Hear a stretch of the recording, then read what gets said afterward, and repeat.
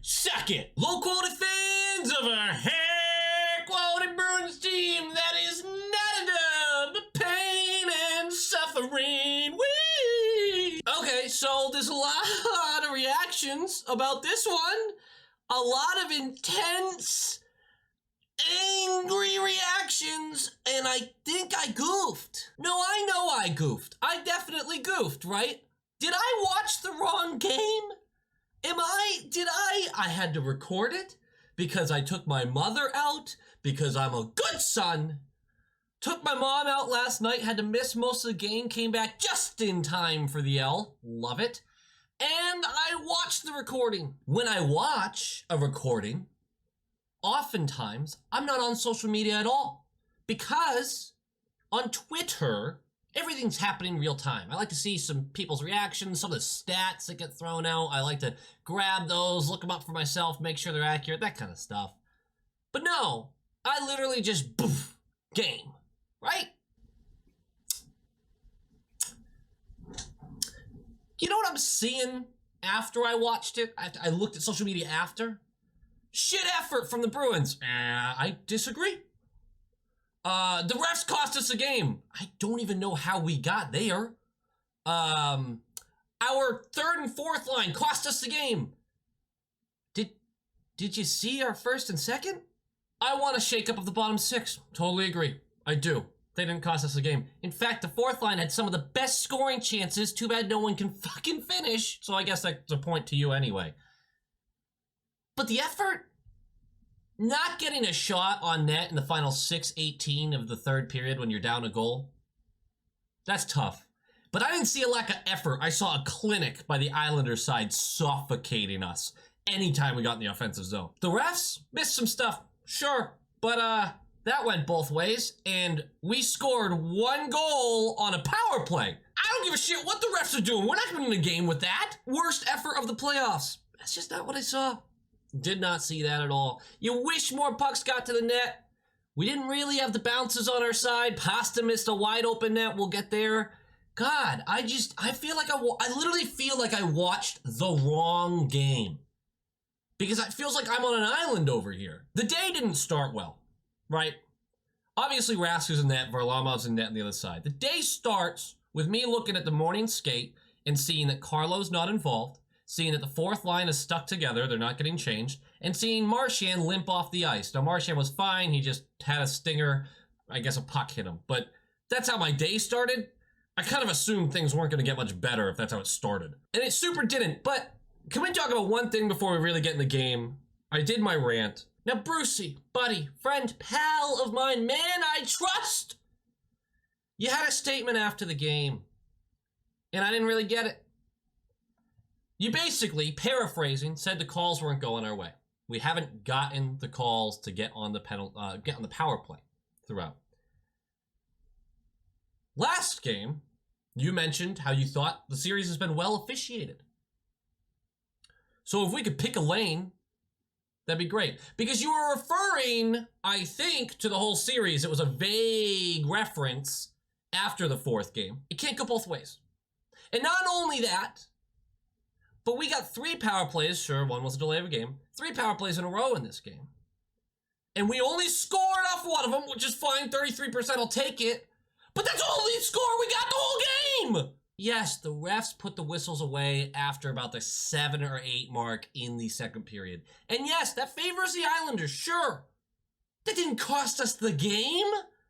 And if you're going to make the statement, because we are all very familiar with a coach, Berube, making a statement about the referees, and all of a sudden we can't get a call to save our lives, do that. Manipulate the refs that way. Don't say, you know what, it just hasn't gone our way, we're not going to complain about it. Which is basically what he said. He said, we haven't had the calls go our way, we're not going to complain about it. That's you saying we deserve more calls after saying the officiating has been doing a good job, and now not harshly saying it enough to actually manipulate the refs. Am I asking for manipulation of the refs? Kind of weirdly, sure. But we've just seen it over and over again throughout series over the past 5 years. I don't want the refs to be easily manipulated. I don't want them to change how they referee a game based on a post-game interview. Pick a lane. Stop talking about it if you're not going to complain about it. And you were asked a question, you could literally go next question. But it bothered me. And it was, if you watched the interview, I'm making it sound worse than it was. It was innocent. But it still, the comment bothered me. Please don't sue me, Disney. Ooh, it's hot. Puck drops! 30 seconds in, Pasta opts to try to pass to Marshy instead of take a shot from the slot. And that is the whole game. That's it. That is we decided to pass way too much in this game. Shoot the fucking puck. I watched Varlamov give up rebounds on simple, basic shit. Shoot the puck. Shoot the puck. We didn't. It's like we watched Islanders tape from last game where they should have shot the puck more and went, dude, that looks like it really worked for them. Let's overpass ourselves. So that's going to be a bizarre tone through the whole game, but something real weird's about to happen. 7:30 in, Taylor Hall, known tough guy, first fight in 10 years against Mayfield. Now, they've been jawing back and forth. Hall pulls him in for it, like this is initiated by Hall, and they both get fighting majors. And I think Mayfield is so confused by this fight that he doesn't pound Hall's face in, because it certainly seems like he could have. But Hall was like flailing and he was trying to get some jabs. It was just weird. It was just a weird fight, and you kind of went like, you know what? I'm okay with it. We're 7 minutes into the game. I don't love the trade-off of Hall for Mayfield. I don't like the risk of injury. But if everyone comes out of it safe, I'm okay with the bench going, all right, yeah, fuck these guys. But that didn't seem to register all that much. 10 minutes in, Matthew BARZAL. Maybe you heard of him. BARZAL goes for cross-checking. Now, here's a thing that's weird. And actually, you see this with Marchand a lot. When Marchand does something that is illegal and is caught for it, I have to put and is caught for it because oftentimes he's not. But when he's caught for it, the refs then notice that for the rest of the game and will continue to call him for it. Right? Makes sense. Oh, wow. You keep slashing people. We're going to keep our eyes on you. Matthew BARZAL cross-checking. And it's like the rest of the game, they went, well, we gave it to him once. We can't continue to give it to him. Because he spent the rest of the game cross-checking anyone he could in a corner, and they were just like, meh. Anyway, you know what? I'm glad BARZAL's not on our team. He's dirty. He's a dirty boy. During the scrum, after the penalty is initially called, Tenorti and Martin will get into a little tussle. It's not Tenorti's best fight, tell you that right now, but they're going to go for majors as well. PP time. We don't get anything on it. Damn it. 5 minutes left. Rask, huge save on Bavelier. It's going to keep it 0-0. 3 minutes left, and Varlamov with a huge, no, he just missed the net. Everyone's seen it. Might as well bring it up. Yes, this shot did not go in. It went off the outside post. So like I said, the morning started rough with all the morning skate news. I had to not watch the game, which is rough. And then when Pasta misses a net like this, on a goalie you just can't seem to score on,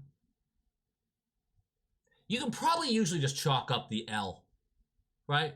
First period's really even in my book. Really chippy, but really even for the most part. Second period, let's get to it. Things are gonna happen in this one. Not a lot, because we are just throwing the puck away over and over. This is where things started to get a little worse in the eyes of the beholder, which is me. I'm the beholder. I actually don't know what that metaphor is. I'm watching this game, and more I'm seeing the second line and the third line throwing the puck away. No plays to be made, nothing. Marshy is going to draw a penalty 3 minutes in.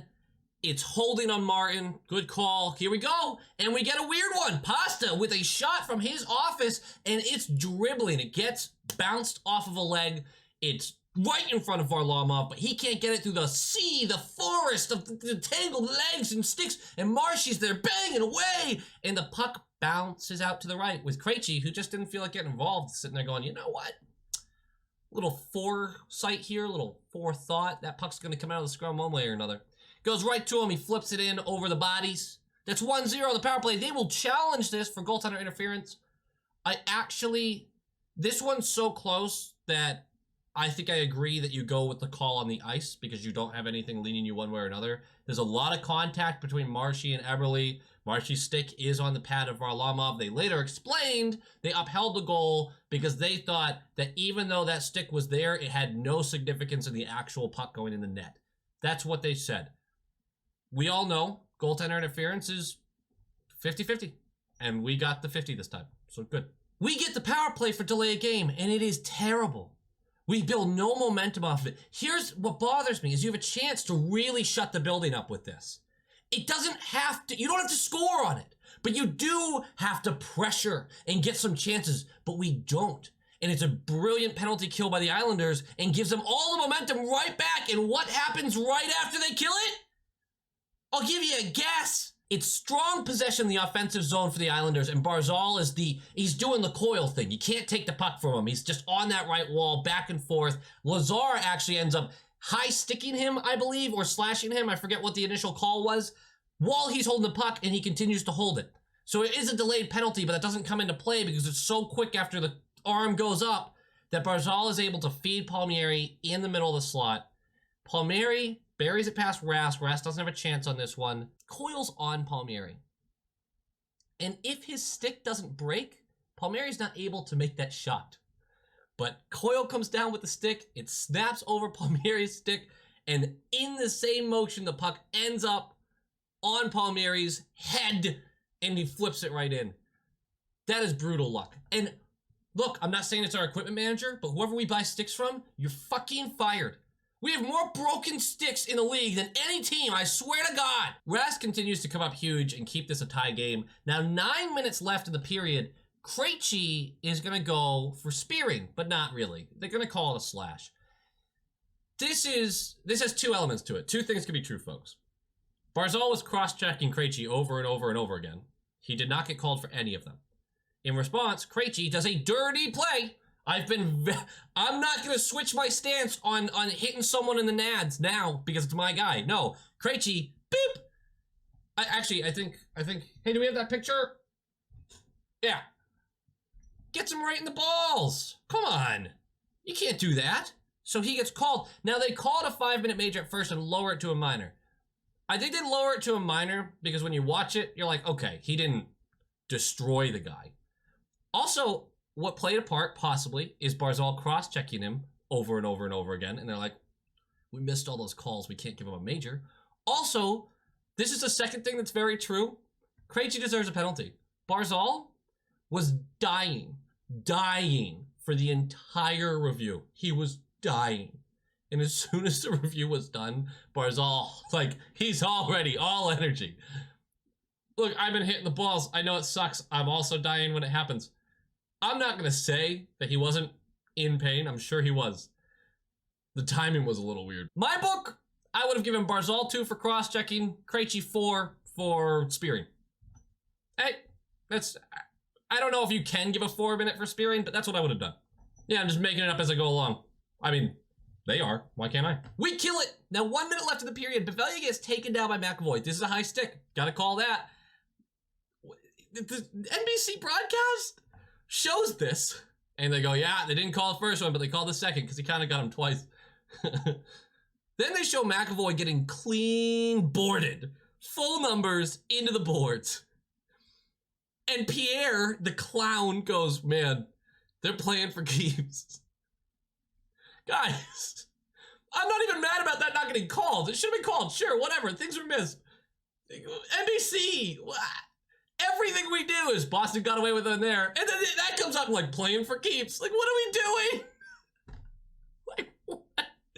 Can someone get Pierre out of the fucking booth? Third starts would kill the PK. This is where the complaints started to make more sense. Because there is good effort for about half this period. We're there. But 7 minutes left, and you talk about a bounce. Great contact here, but it's a shot from the right point. It gets deflected. And Barzal, bouncing puck. Like, it was in the air. Just golf swings it. Just absolutely gets onto the thing. Nails it. Low blocker side on Rask. That's a lead for them. The game will end 4-1 with 2 empty netters for them. Here's the problem. They go up by 1 goal with 7 minutes left. We get 1 more shot on net in those 7 minutes. The final 6 minutes and 18 seconds of the period, nothing. Not a single shot on net. Really good job by the Islanders hanging on that lead, but gotta have more. Gotta. So final score 4-1, tied series 2-2. Game notes. Wasted effort by Rask. Rask was brilliant in this game, man. He was huge, and you're sick of the conversation of our scoring dried up. Like, come on. And the third and fourth lines, we can talk about how we don't like them. And they do need to be shaken up. But again, our fourth line was one of our better lines tonight in a weird way. They had more scoring opportunities. They really did. Wagner was on the doorstep 3 different times with the puck. Never could get it in. Our first line got outplayed. Our second line got outplayed. Actually, there's a stat here. Hold on. Grzelcyk, when he's on the ice, we were outshot 16-4. McAvoy, 15-5. Pastrnak, 11-3. Bergeron, 11-3. Marchand, 8-3. That's all 5-on-5 with those guys on the ice.